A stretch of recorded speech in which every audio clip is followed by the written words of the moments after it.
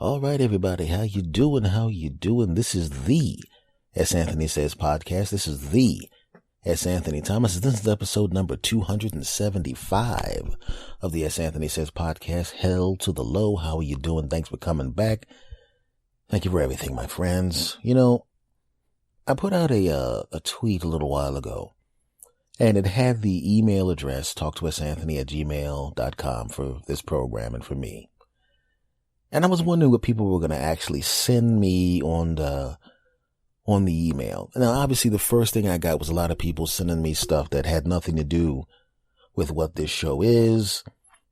People trying to sell me crap. And quite frankly, all I really wanted was you, the people hearing my voice right now, to send in whatever you wanted to send in. If you had questions, if you had comments, if you had show suggestions, declarations of love and devotion, any of that kind of crap, that's what I was interested in. And I got that too, of course. But what I'm saying is that a lot of the stuff that I got was crap that had nothing to do with anything that had anything to do with this particular program. So I don't pay attention to those at all.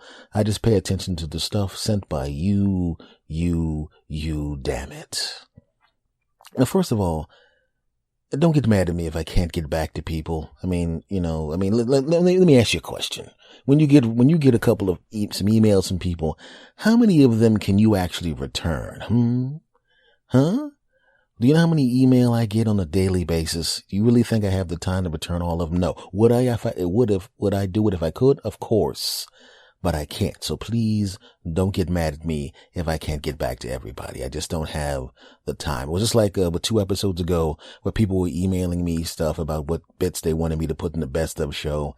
I couldn't put them all in. I just couldn't. The show was already 2.5 hours long when I normally only have an hour show.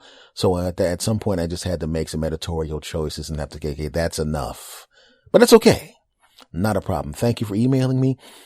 And, some of the stuff was kind of weird, I admit.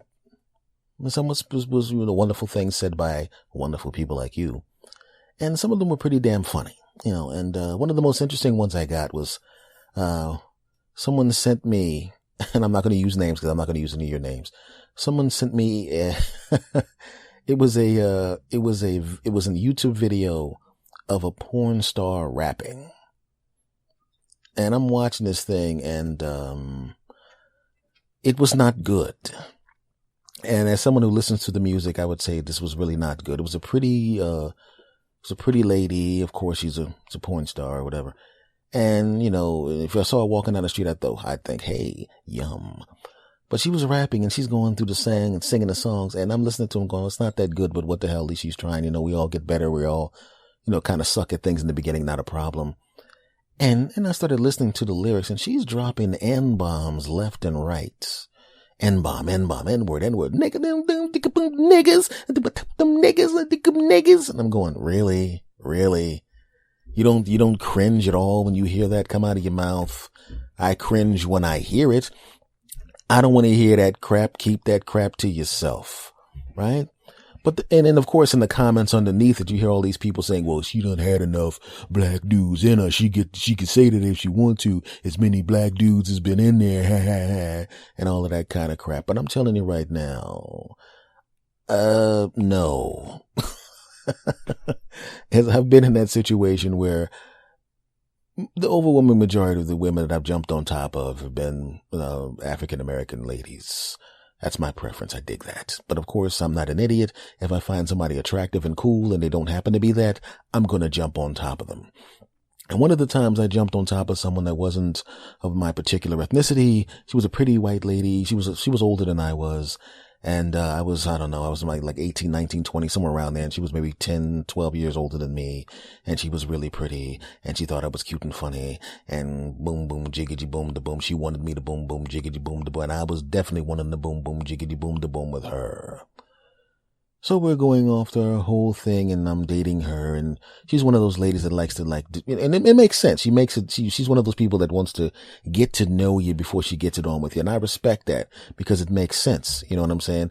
But when we finally got to the point where we knew that, and I knew that, and she knew that boom, boom, jiggity, boom, da boom, jiggy, jiggy, boom, boom, jiggity, boom, da boom, jiggy, jiggy was going to happen.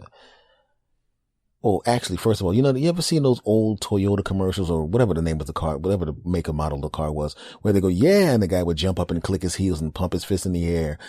I'm not going to say I did that when she called me and told me to come over to her house when I knew it was going to be boom, boom, jiggity, boom, da boom, jiggy, jiggy time.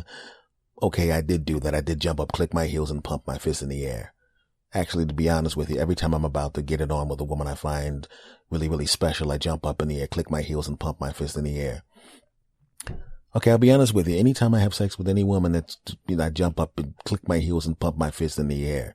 And I didn't realize how often I did it, but because I was a girl that I was with for a long period of time, and we were about to go boom, boom, jiggity, boom, da boom, jiggy, jiggy, boom, boom, jiggity, boom, da boom, jiggy, jiggy, and I was about to jump on top of her. She goes, whoa, what's wrong with you? Are you mad at me or something? And I said, no, I'm not mad at you. Why would I be mad at you? You're naked, and I'm about to climb on top of you and boom, boom, jiggity, boom, da boom, jiggy, jiggy. She goes, yeah, but you didn't jump up, click your heels, and pump your fist. I was like, yeah, well, we've been together for a while. She goes, oh, so I'm not worthy of you jumping up, clicking your heels, and pumping your fists? You're going to take me for granted? Huh? Who? Okay. Is there some other bitch you jumping up and clicking your heels and pumping your fists for? Is that what it is? Are you too tired from jumping up, clicking your heels, and pumping your fist in the air for some other bitch? And is that why? Well, then let me tell you something. If you want to just jump up and click your heels for some other bitch and pump your hand in the air, maybe you don't want none of this. And I said, hey. I'll be honest with you. I didn't want to admit it, but I was really having a problem with my leg, and I really didn't want to jump in the air and click my heels together and pump my fist. That had nothing to do with you. Well, why didn't you just say so? Well, it was basically because I'm lying. I just was trying to keep you from getting mad because I really want to jump on top of you. And she goes, you're kind of dumb. You could have kept that to yourself because I was believing you. And I said, Then I jumped up, clicked my heels, pumped my fist in the air, and banged her. F y'all. So anyway, I'm going over to the lady's house, and I know it's about to happen. I know I'm about to boom, boom, jiggy, boom, da boom, jiggy, jiggy with this lady. And like I said, I'm black, she's white. It's black, it's white, hee. Stop it. Back to the story. So I pull in to the house, and I go upstairs, and she's wearing an outfit that basically says, hey, sometime within the next 15 seconds, you and I are going to be boom, boom, jiggity, boom, da boom, jiggy, jiggy. Which was weird because she actually had that written on her shirt, and I went, why? She did not have that on her shirt, but she was wearing a revealing outfit, and I knew I was going to jump on top of her. So I walk in the house, and you know how sometimes when you really know that the whole evening is just about boom, boom, jiggity, boom, da boom, jiggy, jiggy, for some stupid reason, we all seem to feel like we have to engage in some bullcrap conversation when really what we really want to do is push the door in, lock the door, and jump on top of each other and boom, boom, jiggy, jiggy right on the floor behind the door. So I walk in, and she's starting some bullcrap conversation, and I'm sitting there going, you're walking around in a negligee, your boobs are bouncing around, your butt's jiggling, and I came over here specifically to jump on top of you, and you're asking me how my last show was. No one cares about my last show. My last show was great. I ain't thinking about my last show. I'm thinking about that delicious body in that outfit because I'm staring at your breasts, and I'm waiting for you to turn around to get my drink off the table so I can look at your butt again. She turns around to get my drink on the table, and of course, as I just said, I looked at her butt again and thought, yum. And then she goes, well, I said, listen, let's not. I said, listen. You know why I'm here, and I know you did. She goes, yeah, I know. And she goes, wow, your clothes are off already. And I said, yes, they are. Your turn. And then she got naked. We went upstairs, and I jumped on top of her. Now, in the middle of the specific activity that is occurring in her bedroom, let's just say she's making it very clear that this is something that I'm good at and that she's enjoying, not only because of the volume of her utterances, but because of what she's actually saying. And I'm, of course, being a guy, love to hear this crap, and I'm enjoying myself because I'm putting in that good work on her because I'm Miss Anthony. So anyway, so in the middle of the whole proceedings, I'm enjoying the fact that she's enjoying the fact, and I'm enjoying the fact, and she's enjoying the fact that I'm enjoying the fact, and I'm enjoying the fact that she's enjoying the fact. And when I say the fact, I'm referring to my genitals. F y'all. Anyway, so in the middle of the festivities, she starts to throw in a couple of things that are a little weird. She starts to throw in a couple of things that sound slightly racist, but I don't know if they're racist, but I'm not sure if they're racist. I don't know, mainly because I'm too busy banging her. And I'm going, okay, well, I don't know if that was racist or not, but it doesn't matter. I'm banging her. So, even if I was mad at her, it's kind of hard to be mad at someone when you're banging them. And then the first N-word comes out. Now, the utterances that she was, that she was making, she was saying certain things that were very, very complimentary about the things that were happening. And then she would add the N-word to the end of it. And I'm in the middle of, and I look down at her like, what? And she got her eyes closed. It's not like we could look at each other and I could give her would you stop saying that with my eyes, because her eyes are rolled to the back of her damn head. And I'm going, okay, maybe that's not what she said. Maybe she was discussing countries in Africa and she mispronounced the one that looks like the N-word, but has one less G in it. Maybe she meant Niger. I don't know. Maybe she said, this is you're so good because you're from Niger. I don't know. Or just like that Niger. I don't know why she's talking about an African country. That's okay. Not a problem. Harder Niger. I don't think she said Niger that time. This is all yours, Niger? Wait a second. She didn't say Niger. She was using that other word while I was banging her. And I'm thinking, just because I'm banging you doesn't mean you get to say that word. Just like when I watched that porn star on there saying that word and people in the comment section were going to her, yeah, well, she's been with enough black dudes. Yeah, she gets to say it. Yeah, well, no, she doesn't. And this chick was in the middle of banging a black dude. The best one, me. And then she was saying that stuff and I was offended by it. But I was not going to stop banging her. I'm not an idiot. And and then because I didn't stop her from saying that, she's saying it more.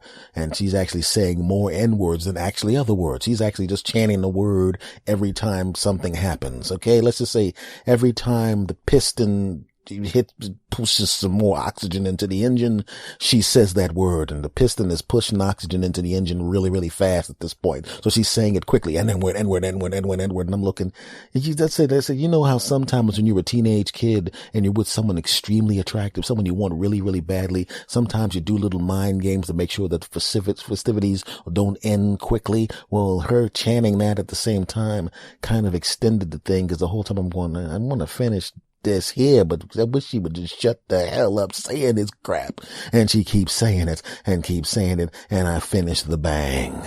And then she says, thanks, N-word. And I say, really? And she goes, what? I was just trying to do dirty talk. And I'm going, dirty talk is harder and like that, or that you're not the first woman I banged, and the dirty talk is not the N-word. Dirty talk is, these women have said stuff like drill me. I had a woman say split me. And I had to stop in the middle, like, could you not say split me? That's kind of gross. Just hard to say bang me or something. Don't split and slice and all that. None of that stuff. Anything that involves what you would do to a cake. Don't say that in the middle of me banging you. I don't like it.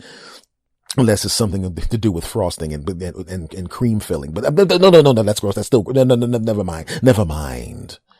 And I was mad at her. And she was wondering why I was mad at her, and their relationship kind of petered out. It didn't end because I wanted to bang her a few more times. I was a teenager. What are you going to do? But it did peter out, and I got rid of her after banging her about 73 more times. I think that's the number. F y'all. So what I'm saying is, when I saw that video, it was really weird seeing that. It reminded me of something that happened a long time ago after that particular incident. I remember going to a karaoke bar. Now, I have a lot of white friends, and my friends, these are friends I've had for a long time. Sometimes, some of them 30 years old, 30-year friendships. And we're cool. Like, if there's a song on the radio, some of them are close to my age or older than me or younger than me, and they listen to the same music. They listen to hip hop and rap music, and they'll be in the car rapping along with the song, but they will not say that damn word. They will be like, and I told those, and I said that because I'm the kind of man who likes to, and I told those that they better not, because every time those come to my house, I said, and they don't even think about that crap. And they don't look at me when they say, don't say the word. They just know not to say it. They know not to say it. Right? I don't even say it. I say it on the podcast every once in a while, but in my regular life, I don't say it. I really don't. So I go to a karaoke bar and I'm hanging out with my friends. And I'm not going to go up and sing that crap, but if they want to go up there and make jackasses out of themselves, I'm all for it and happy to record it and blackmail them with it. F y'all. So anyway, so we're sitting there, and they're these pretty young ladies, pretty white ladies, just like that porn star lady. She knew the same pretty lady with the thin body, with the perfect little this and the perfect that and the perfect Rebecca of Sunnybrook Farm face and this and there's all this incredible and yummy and beautiful and everything and the cheerleader and the cuteness and all of that crap. And they're on stage and they're singing songs and they're singing pop songs. They're banging out whatever pop songs of that particular era and it's all good. And we're all sitting there going, okay, look, let them stay up there. I don't want to go up there and sing that crap. Also, I like looking at them. And then one of they're about to leave and the lady goes, hey, one more. And she pushes this as a rap song. And I'm not even going to say what a rap song it is, but I also know that about 25% of the lyrics are the N-word. And I'm going, oh no, this ain't going to be good. Do they even realize what song is next? And they're dancing to the song and they know cause the N-words come near the end of the song. And at the beginning of the song, they're just rapping, I'm a kill, shoot, stab, and I'm a bust yo, and they're doing it and they got they're trying to do all the gangster moves and everything. And it's kind of funny, you know, it's like watching you ever go to a football game and you watch a bunch of cheerleaders singing a hardcore rap song with all the bad words and lyrics cut out of it, but they're trying to do all gangster moves and stuff like that. It was kind of like that, but this was a bar and they were all adults and not teenagers at a football game. Anyway, back to the story. And they're doing the whole thing. And we're sitting there going, and then the black people are going, oh no. I just remember this song. There's a lot of N-bombs in the back end of this song.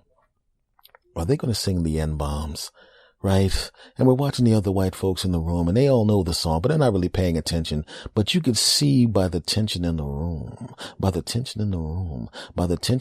the fact that they're looking back at us and then looking at them and then looking at us and then looking at them and then looking at us and then looking at them and then looking at us and then looking at them, that they realize, oh crap, we remember this song and there's a whole lot of M-bombs in the last part of this song and everybody's getting nervous. And the girls are on stage, you need to kill people, you bitches, and they're I'm going, well, if they let the word bitch through, they might let that other word through. They might just go, hey, those are the lyrics. We can't do anything about it. They wrote the song. It's an ASCAP. Those are the lyrics. And the white people are looking back at us and we're like, why are the white people looking at us? Come on, man. We've been here before, but they're looking at us and looking at them and they're looking at us and they're looking at them and they're looking at us and they're looking at them. And we're looking at the 5 ladies on stage and we're no longer looking at them and thinking, yum. We're thinking, do they realize what's about to happen? Do they realize what should not happen? Are they going to do it? And you could see a couple of the ladies on the stage start to get nervous because now they realize, oh crap, I now remember this song and I don't need to look at the lyric sheet because I know at the end of this song there's a whole lot of N-bombs. And they're looking at the lead girl who's the one that's singing her loudest, and she's got her eyes closed, and she's going to the song and all of that crap. And the other girls are going, oh God, what is this kind of crap? What the hell is going on there? And we're all looking at her, and she's not looking at us because her eyes are closed, but the white people are looking at us, and we're looking at the white people, and the white people are looking at the white people on stage, and the white people on stage are looking at us because they can now see because the lights are up, and oh no, here it comes. And I told that lyrics. Here it comes. But as it turns out, the people who put the lyrics up actually took the N-word out. Now we're looking at the lyrics and we could see that's like, you know how they have the line where the word would be, it's like the line that would underline the word, but the word's not actually there, that's being underlined. So we're going, this is good. This is very, very good. She's not going to have to say it, or even because if she's just going to just gloss over the word because the word is cut out, and that is just going to be the thing. And then that's just the word. It's just not, she's not going to, she's not going to say it because here it goes, she's 2 lines away. And now the white people in the crowd are looking at us and looking at her and looking at her and looking back at us, and we're looking at them and we're looking at each other like, hey, no big deal. She's not going to say it. So they stop looking at us and they're looking at us and smiling like, isn't this a great song? Because a few moments ago they're looking at us like, don't blame us for them. We didn't do it. They did it. And we're looking at them like, we know you didn't do it. It will be them. And we're sitting there. And then she comes right up to the word, and she's approaching the word in what seems like slow motion, because I'm still not sure she's not going to say it because she's really into the song. I'm not sure she's not going to say it. And her friends on stage, then they're relaxed again because they now know that the word is blanked out, but her eyes have been closed the whole time. I don't know why she's doing this song with her eyes closed, but her eyes are closed. Oh no, her eyes are closed. And there was niggas! Oh no.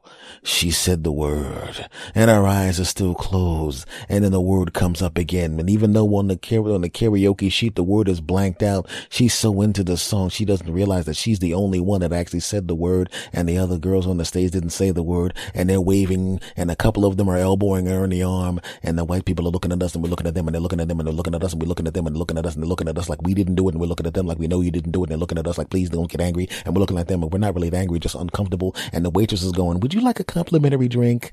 And I'm going, we don't need a complimentary drink, it's not a big deal, we don't blame you for anything, it's not a big deal, not a big deal. And she goes, are you sure you don't want some complimentary chicken? Oh, I didn't mean chicken. I'm going, it's okay to offer us chicken, it's not a big deal, everyone eats chicken. Is what kind of, it's fried, really fried chicken, woman?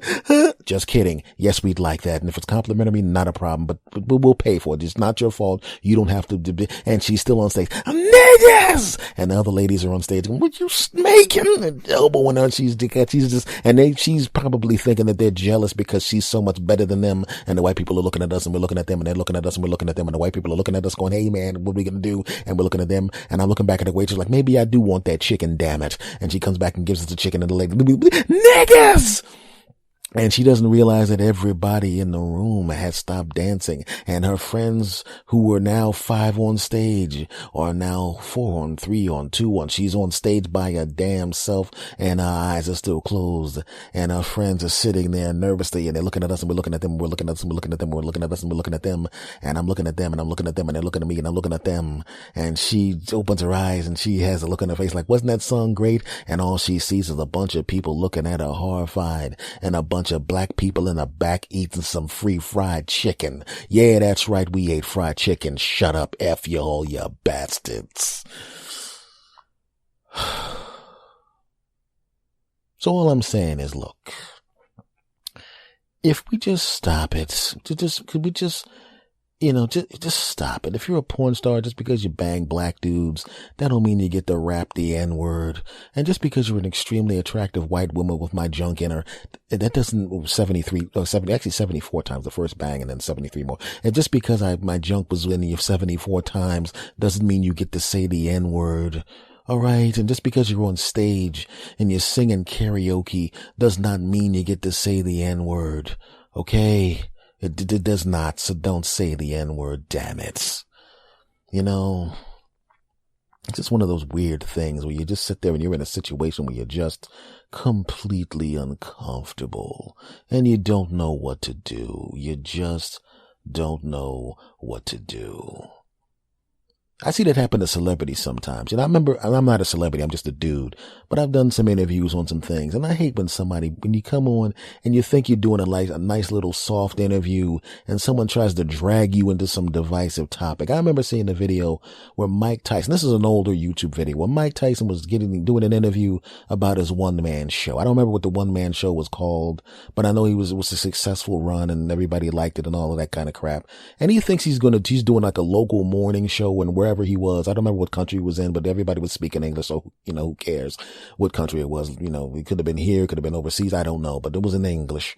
And the guy who's doing the interview, instead of just talking about Mike Tyson's show, which is what you normally do, he goes back and starts bringing up all the worst crap Mike Tyson did as a young man. He just starts bringing it up like, hey, Mike, let's talk about your one-man show, but first, how about this shit you did here? How about this and this and this and this? And you could tell Mike wanted to just jump off the couch and twist his head till it popped off. And I'm sitting there going, what the hell is that crap? What is that? Why do people do that crap? Right? And the reason I brought that up is because I did an interview and someone comes up to me and I'm thinking I'm talking about my podcast and some other kind of stuff. And I'm talking to him and then all of a sudden he starts bringing in race stuff, not regular race stuff, but like whatever the worst racial divide was at that particular time in the news. And I'm thinking, dude, I'm here to promote my podcast, bro. I'm not here for this crap. And he said, what do you think of that, huh? How about that crap? And I'm going, really, dude? Really? This is what you're going to do? It's like one of those ambush interviews. And I always hated that crap, right? Because you know where it's going. Because here's the thing. When you go on one of these fluffy shows, these nice, morning with whatever and hey, whatever, They don't ever bring that kind of crap up. So you go on and you got your guard down. You got your guard down. Everything's cool. You just going on. You're going to talk about your podcast, your comedy show, whatever the hell you're doing, or whatever you're plugging and everything cool. You're going to have a nice little conversation. You're going to fake laugh and they're going to fake laugh and you're going to fake laugh together. The audience is going to laugh for real. And then you're going to get the hell out of there. But then all of a sudden they ambush your punk ass. It's like somebody punching you in the stomach. You're a fighter. Like if you walk up to Floyd Mayweather and he doesn't know you're going to punch him in the stomach and you hit him in the stomach real hard, he's going to be pissed off by that and it's going to hurt. Now, if he knows you're fighting, if he's got on gloves and you got on gloves and you're in the ring, first of all, you probably wouldn't hit him. But even if you did, he'd be ready for it. But they didn't do that, did they? No, they come in with the most, and what do you think about this particular thing that's a horrible tragedy? And you're going, I got like 6 minutes on this show to talk about the plug, whatever I'm plugging, whatever movie, book, or whatever you're on, and then you bring this crap up. What the hell is wrong with you, you bastard? I never understood that crap. Unbelievable. Unfreaking believable. So when people would do that to me, I would always say to them, like, somebody goes, and what do you think about this tragedy that happened? And I'm going, why are you asking me about this when I came on to promote this? Now, if I was going on to a Charlie Rose interview where I knew I was going to sit there for an hour, or some kind of 60 minutes interview, or some kind of hard hitting interview where I knew that was coming, that's one thing, but because you kind of know what's happening there. You know where you know what you're getting into. You should always let people know what they're getting into, but you're trying to set me up and make me look like a douche in front of everybody. You're trying to drag me into this so I can get trolled by 15,000 people, so I can have some cable news networks attacking me and blogs and all that crap. Why are you bringing into that? I would love it if those people would do their research on the host of those shows and come in with a portfolio of embarrassing things that the host of the show did, or traumatic events from the host of the show's life. So when the host comes in and tries to be slick with that crap, I understand that you did that, and I understand that your wife and you're just leaving you because you were really caught banging the nanny. How about that? And then there's a lot of times they would bring up this crap and it's not even close to true, but because it was said on television, because it was said in front of so many people might actually think that crap is true. And I started thinking, well, wouldn't it be great, like I said, if you could come up with some traumatic crap from the past of the host? And how about that, huh? Well, actually, my marriage is actually is going very well. The first thing I need to let you know is, one, I don't have a nanny because we don't have children. So I don't even know where that came from. So I don't know why you're bringing this up. Well, let me ask you a question. Did you clear up your police record when you were caught in that bathroom with that horse? Oh, what? Yeah, I mean, it was most people don't realize that, but, I know that, it's public record. Most people just didn't notice because for whatever reason, you're not really famous enough for people to pay that much attention to you. But, I know for a fact that you were caught in a bathroom stall with your pants off with a horse. And I was wondering if you had gotten that cleaned up. I mean, I don't know whether or not that's, I don't want to put that out there because it's actually case file number X65328-8, in the county court system. And, it's actually on my website, thishostbangshorses.com. But, I'm just wondering, well, no. Let's get back to the you and the nanny. Once again, I don't have a nanny. And, my wife and I don't have children. But one of the things we like to do is on weekends with my wife and I, because we love each other, we like to spend a lot of time together. We enjoy each other's company. A lot of the times what we like to do on the weekends is we like to go horseback riding. Speaking of riding horses, what were you doing with that horse in that bathroom? We're going to go to commercial right now. Oh God, wouldn't that just be the best thing in the world? Cause I always hated when people do ambush interviews and embarrass people like that. I always hated that crap. And, no one's ever going to do that, but, that would be kind of fun. But, the only reason I don't even know how I got off on this tangent, because initially what I wanted to talk about was that email that I got about the porn star saying the N-word. But if you've been listening to me for a while, you know how my mind works and you know that was going to happen at some point. But folks, I just want to say, let me just wrap this up by saying this. Listen. Just because you bang someone of a specific ethnicity doesn't mean you get to say the most evil epithet that's against that particular group, right? If you're dating someone that's Chinese, you don't say the worst, Asian insult, do you? Of course not. If you're dating someone who's Hispanic or Latino, you don't use the worst. No, of course you don't. You don't. Okay. So no matter how many people you bang of a specific ethnicity, you do not get to use that epithet at all. So stop it. Because I never use racial epithets when I'm jumping on top of a lady. I've been with women from different ethnic groups, and it never crosses my mind to say, disgusting things about their ethnicity. One, because I'm not that type of person. And two, because it's kind of hard to say things when you got a leather mask on and a ball gag in your mouth. I mean, I do not, but that's what other people say, because on the other, I do everything in one position but none of your business. Mind you, don't judge me. F y'all. Segment over. All right, folks. I got to tell you about this. This is another LA story. And, and this, I was doing some gigs, and I was away from my place for a while. Normally I would be back every day, but I was doing something. I was finally getting some stuff going on, and I was away from the house. And normally what would happen is, the exterminator would come, and I usually had it coordinated, whether it's the person to the left of me, apartment-wise, and the person to the right of me. We would all get our exterminating done at the same time, right? This was not the building's extermination. It was just something that we did on our own in addition to, because there was a lot of construction going on around. And whenever they would tear up something, you'd wind up with you get a mouse, or you'd get some bugs that normally weren't there, because we're all neat people. And we're like, what's the good being neat if you're going to get bugs anyway, right? So imagine, so this particular time, I wasn't home. I was working, doing some thing, making drunk people laugh. You know what I do. And I come back and, hey, man, what's going on? Hey, what's going on, man? Yeah, you missed Exterminator. And I didn't think anything of it because I didn't have any bugs. They didn't have any bugs. But they were ripping up some streets and ripping down some stuff and tearing apart some stuff and opening up some stuff and blocking off some stuff. And all of a sudden, some of the stuff that was outside started to come in. Little stuff that goes squeak, squeak, squeak, and little things that walk around with antenna, and little brown things that walk around your house with 6 legs and walk up your walls. When I didn't have them before, but now all of a sudden I got them. And my neighbors didn't have them, but I had them. But they didn't have them, but I had them. Why? Because they came in, but they got killed in those 2 places. But there was no death juice in my house from the exterminator to kill the bastards in my house. Those bastards. And the guy couldn't come back for a while. So all of a sudden I got to deal with this crap, and I hate that crap. I don't like bugs. I don't like mice. And I definitely don't like bugs and mice. F both of them. Yeah, that's right. So the guy comes back and said, look, man, come on, man. And I used the fact that we had been using this guy for a while, kind of our quote, friendship, unquote.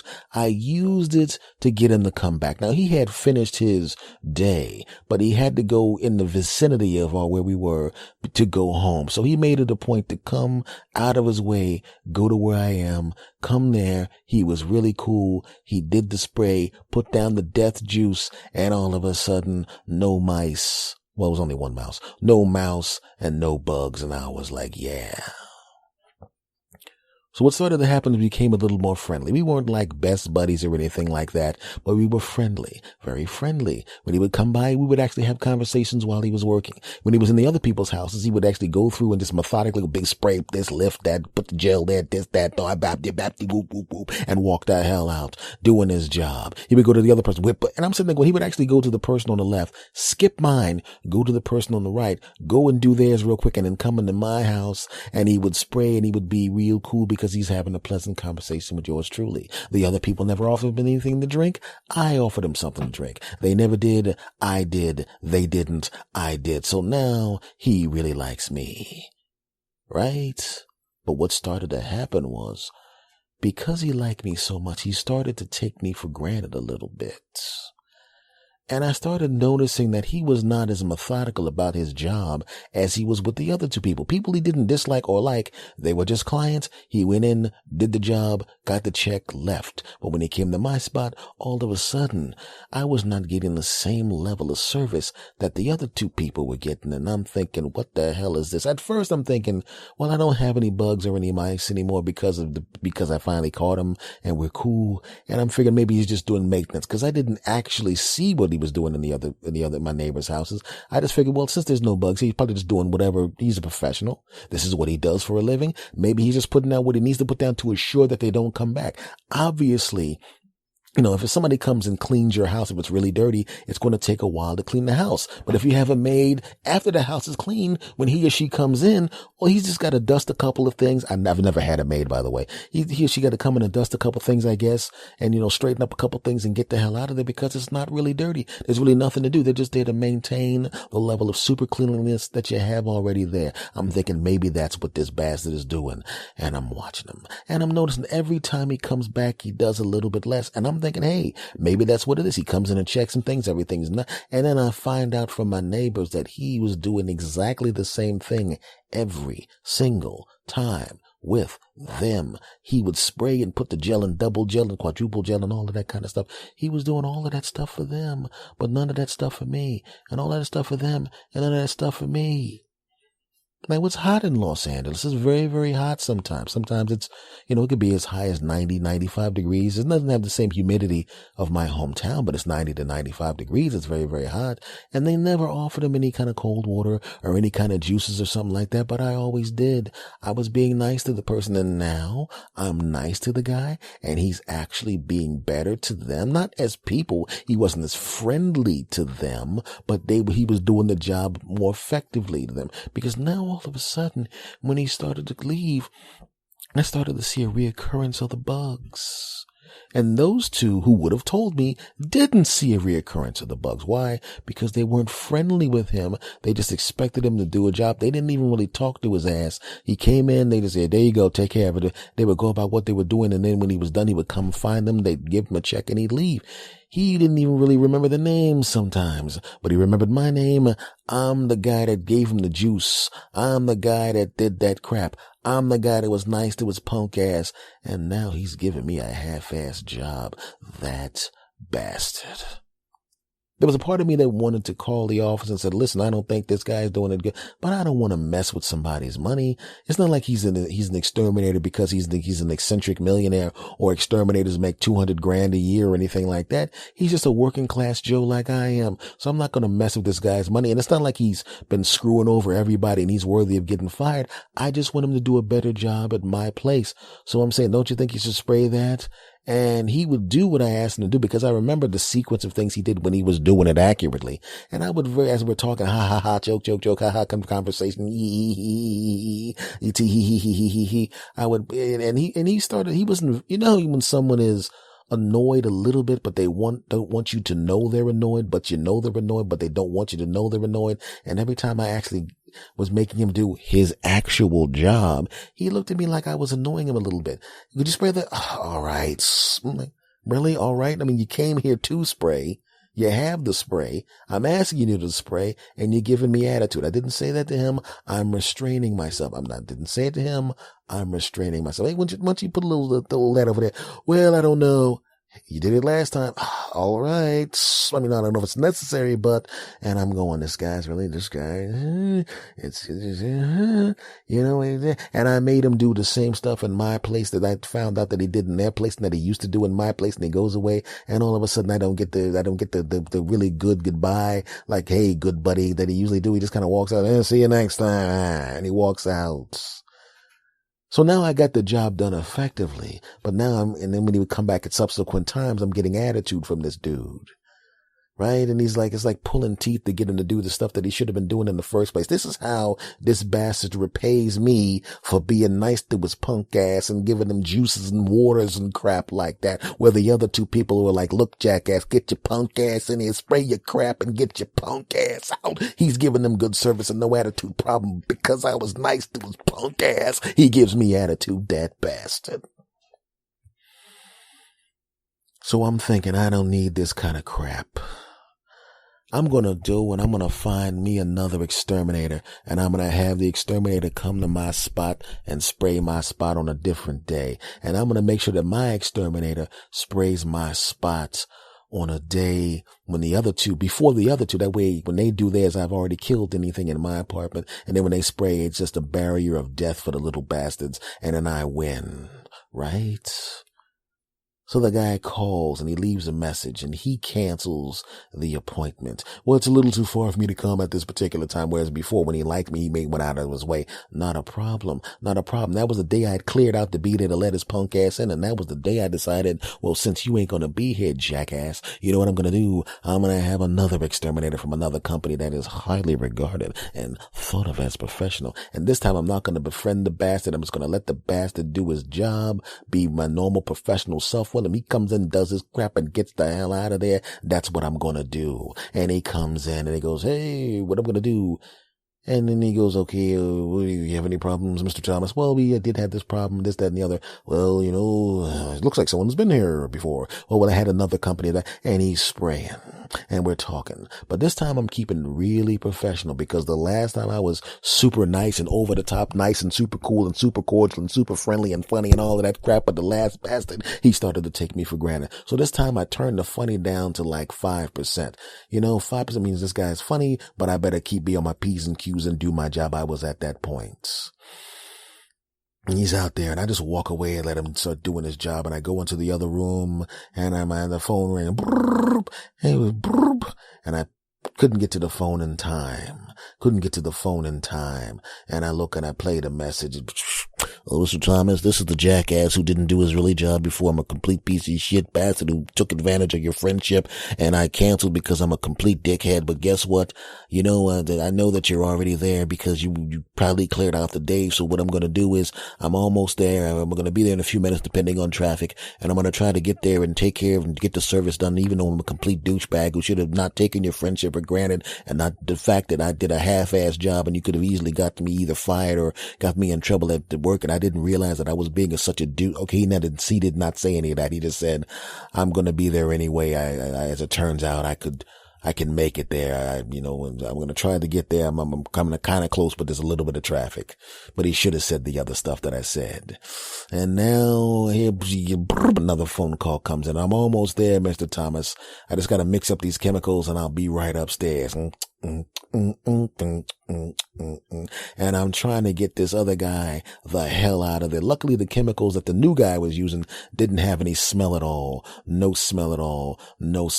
And I'm trying, I just want to get him out of there, because if I can get him the hell out before the other jackass comes up, because I never actually answered the phone. He just left messages for me. Yeah, that's right. So if I can get this jackass out before that jackass comes up, I can get this jackass out and I can get downstairs and go, I'm on my way out. Well, you told me you weren't coming. Did I leave you messages? Yeah, but I didn't expect you to come, so I didn't even bother checking it. And that's what I wanted to do. But this guy was even better than the last guy. This guy was even more thorough. This guy was one of those guys that this guy was actually talking as if this guy actually enjoyed his job. It wasn't just a job. As it turns out, his father was an exterminator and he grew up in the exterminating business. And he's sitting there. This is a double larva with a quadruple larva. And then you see these legs here with the double quadruple. And if you use this kind of chemical quadruple with double chemicals and all of that crap. And he's real serious about it. When I was a kid, I used to love bugs, even though it's kind of weird that I love bugs, but now I kill them, right? Yuck, yuck, yuck. Finish spraying, jackass, because the other jackass is on the way up. I did not say that. So I look out the window and I see the jackass outside mixing up his punk ass chemicals that I hope he doesn't get to use, because I'm about to dump his punk ass. And this guy says, okay, Mr. Thomas, it's going to cost this amount. And I'm trying to write the check out. Okay, here's the check. And then he's going to give him the check. And I'm starting to feel like I'm in one of those, I feel like I'm feeling in a 70s era movie starring Warren Beatty, like that movie Shampoo, where he was banging everybody. It felt like I was like the old exterminator was like a girlfriend that kind of took me for granted. And I just wanted some time apart from her. And instead of just taking some time to collect myself, I bent over a couple other people and banged up into them. Well, it felt kind of of like that because I know he's coming across the street and I'm going, hey, light. I know he's not experienced crossing the street there. Light, I need you to change and keep his punk ass over there for another 4 minutes because that's how long the light takes. Yes, I timed it. I'm a bit of a nerd about those things. Shut up. Back to the story. And I'm going, go downstairs, guy. Go downstairs. And he's going downstairs and the guy's coming up the other stairs and he goes down the stairs and I feel like a dead bug hoe. I feel like a complete hoe. I feel like a hoe. I mean, this guy was the person that I had was coming over all the time and I felt a little used by the bastard and I replaced him like nothing. I didn't even give him a chance to redeem himself. I just tossed him aside and had that other guy spray the place and I felt dirty. But as it turns out, the guy that was the new guy that sprayed the place and put down all that kind of crap as a super professional was $5 less per month and better at the job and actually wanted to do that crap. And I knew now not to treat him like I treated the first guy because the way I treated the first guy got me in this mess in the first place and I got him down the steps just in time. At least I thought just in time because the truck started to pull away. And as the guy from the first guy comes up the steps, he sees the other guy going away and he says, hey, guess one of your neighbors got another guy to come in and do the job, huh? And I knew for a fact the way he was looking at me when he said it, he was asking me with his eyes whether or not I was the person that was the one that used the new service person. And I tried to look away because I didn't want my eyes to say, you should have done me good, you bastard. You should have treated me good or I wouldn't have just dropped you like a hot brick on a cold Tuesday and brought in the new person who's better than you because you suck. I didn't want to say that. And he wanted to walk into the building. I stopped him. I put my arm up so he couldn't walk into the apartment. And he goes, hey, what's going on? Why are you blocking the apartment? I want to go and spray. I said, I can't do it right now. I'm on my way out. And he goes, you're on your way out? Well, but I left you some message. I didn't see the message. Well, you didn't see the message. Your phone's right next to the thing because he's been in my place and he knows where the phone is. And I tried to, but then he started to think, wait a second. And then he looked at the door and he realized there was another escape from the place. And he realized that he just saw another exterminator walk away. And he started to think, wait a second, maybe you had another exterminator in here. And he looks at the door and he looks at me and he looks at the door and he looks back at me and I look at him and I look at the door and I look away from the door because I don't want to look at the door because if he sees me looking at the door, he'll know that something happened at the door and I didn't want him to know that something happened at the door, but he now knows that something happened at the door. He now knows it's over. And he goes, okay, I guess I should probably go, since you don't need my services right now. And the way he said right now, he knew, but the way that he said right now that he meant, and he knew that it was ever. He knew it. And I looked at him and I started to think, why am I feeling bad? You were bad to me. I paid money for services you didn't give me. And as it turns out, when you did give me this service, it was like pulling teeth. It was like pulling teeth. And then you're going to decide you're not going to show up and then going to show up at the last minute like you're some kind of slick bastard. Well, you can't. You have to call me and set a date in the future. I can't be called at the last minute. You can't call me at the last minute and just expect me to be there waiting for you. I ain't that type of client, punk. And I said, yeah, I don't need your services. And I was a little bit of a pause and I said, right now. But he knew that pause was me silently saying, ever, you bastard. And the right now should have been silent because it meant nothing. And he turned around and put his head down, realizing that the person who was giving him the water and the juices and all of that crap was never going to allow him to spray his house again. He walks down the hallway, all sad, and you should be sad, you punk-ass bastard. And he goes downstairs, and he walks to his truck, and he crosses the street and almost gets hit by a bus because he's sad because he knew the only client that was fun to work with and was cool with him, he effed it up so bad I was never going to let him back in my place again with his punk ass. And then he crosses the street and he puts the chemicals back in his truck. And then I'm looking out the window at him and I ain't feeling guilty at all. I ain't feeling guilty at all, you piece of crap. And he looks up at me. And he knows he blew it. He had it so damn good. I mean, I had juices in the refrigerator. I saved, not only did he get paid for doing the job, he got a free juice out of it, or free water every time he came in. And sometimes two waters, not two juices. It ain't like he did brain surgery in there. You know what I'm saying? And he looks back up at me. And it was kind of like he was pleading with his eyes, like, give me one more chance. And I just slowly closed the window down. And when I put the locks on the window, I clicked them real hard so he could hear it. And he dropped his head and walked towards the passenger side. And then I opened the window back up because it was fucking hot in there. I mean, come on. I wanted to make a point, but I want to die of heat stroke. And it didn't end there, my friends. He still had the other two people. He still had the the person to the left of me and the person to the right of me. And I knew inevitably he would run across me with the new exterminator. And one day he was spraying the other two places. And since I wasn't the client of his anymore, I didn't know that he was spraying the other two places. How would I know? And the new exterminator, who now had been exterminating my place for a year. And then as it turns out, I slipped up, and I'm a friendly guy. I was just as friendly to this guy, and the juices and all that kind of crap. I gave him the juices and the water and all that kind of stuff. I was just as friendly to that guy. And as it turns out, he didn't take it for granted. The fact that I was extra friendly to him like I am to everybody, he appreciated that crap. Yeah, that's right. Right? And he sprayed the stuff and did all the kind of crap. And I got news for you. Every once in a while, he would come to the house because now he had other clients in the building. He would knock on the door and say, "Hey, I was just spraying the other place. I wanted to stop by and say hello." And I'd shake his hand. We'd talk for 5 minutes, and then he'd leave. And the other chump that was the other exterminator would do his job. And he saw me with the new exterminator, and he saw how happy I was. And he realized I was happy with him too. And he's the one that blew it. I did my part. He effed up, not me. You had it good, buddy.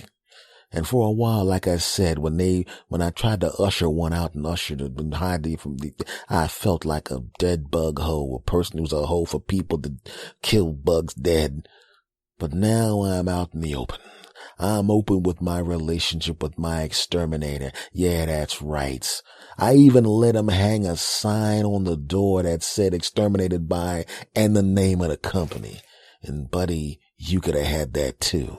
You could have had the good conversation, juices and waters. You could have hung your sign on my door, which what I would have let you do. But you blew it, punk. Yeah, that's right. I know you think I'm crazy for telling a story like that, so what?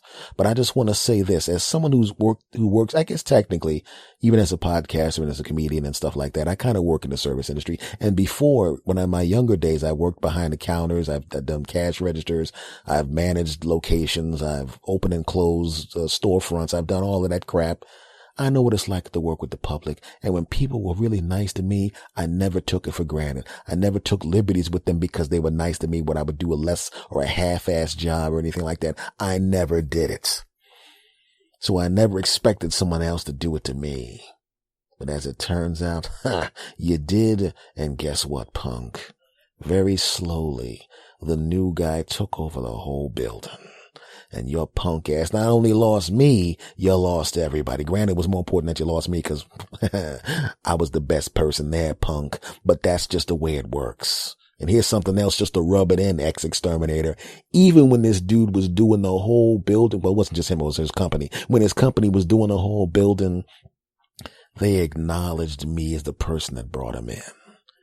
And there wasn't a bug or a freaking mouse to be seen in that building from that moment till I moved across the country. They probably still haven't had bugs or anything in that place. And who do they got to thank? Me. And I guess kind of they got to thank you, because if your punk ass wasn't such a punk ass, you would have still been doing the job, punk.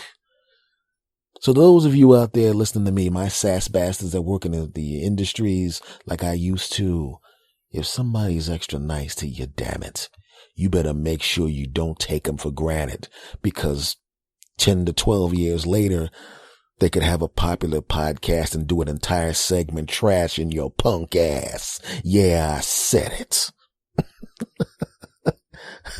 Segment over. All right, folks, this has been episode number 275 of the S. Anthony Says podcast. Thank you very, very much for stopping by. I really, really appreciate it. You guys are really, really cool. Remember, keep your email coming. Make sure that you rate and review this podcast.